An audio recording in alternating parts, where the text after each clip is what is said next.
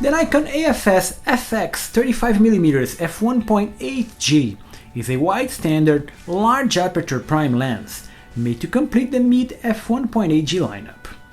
Not as expensive as the f1.4G peers, but much simpler than most recent modern premium primes like Sigma Art series.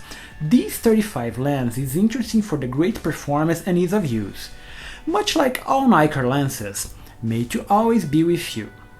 At 72 by 71mm of 305 grams of mostly plastics, the FX AF-S 35mm f1.8G is the pinnacle of the f1.G lineup, the best in ergonomics and plastics from Nikon. Easy on the hands and on your budget, is a pleasure to use with a scratch-resistant exterior, housing the not-so-heavy optical formula, sporting a single manual focusing ring and an AF/MF switch, made for pointing and shooting. This external focusing ring is good, thick, well-damped, always connected to the focusing group. But as usual with Nikon G lenses, it is not the most precise, and you can clearly see the play between the outer and internal movements. It's impossible to get precision from these pieces. Inside, Nikon also adds its standard SWM, silent wave motor, that is accurate and quiet. Here tested on the D750, no photo came out of focus during this review. And at the front it accepts small 58mm filters, easy to use, fixed just above the first optical element. And that's it. It comes in the box complete with supplied lens hood and carrying pouch. While not declaring a comprehensive weather resistance scheme, Nikon does add a rubber gasket around the metal mount. What the AF-S FX 35mm f1.G do is complete one of the best f1.8 prime kits on the market. Cheap, easy to use, light, full frame.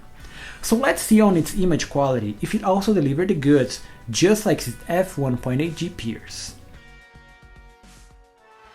With an Untitled Elements in 8 grooves optical formula, sporting a good extra low dispersion ED glass to fix aberration, one spherical glass to enhance sharpness, and Nikon super integrated coating to minimize flaring, what the Nikkor FX 35mm f1.8G delivers optically is excellent.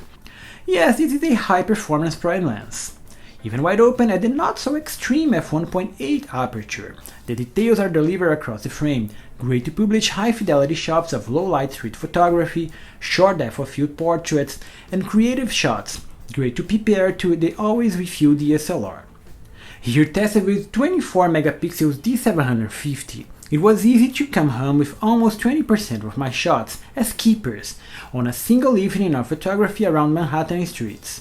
Interesting to boost this kind of photography over smartphones. Stopping down does enhance some of its corner sharpness, visible mainly on plain subjects like graffiti art and landscapes, and the go-to aperture for large format printing, all made perfect by the lens coating for enhanced contrast. Chromatic aberrations are also well behaved with this less than expected fringing and lateral lines, easy to fix in post on hard subjects like chrome metal and fashion accessories, even wide open and when backlit. And the geometry is also perfect, as expected from a prime, so is the flaring resistance. But it's the colors that takes the crown from yet another Nikon review, incredibly saturated and vivid, even before some post-processing.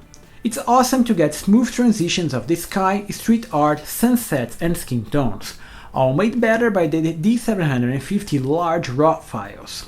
And that's the main selling point of a simple, albeit high performance, wide standard prime. Make mundane shots that are now being saved as mere smartphone snapshots into great capture, a true photographic tool. So these almost complete the full f1.8G lineup.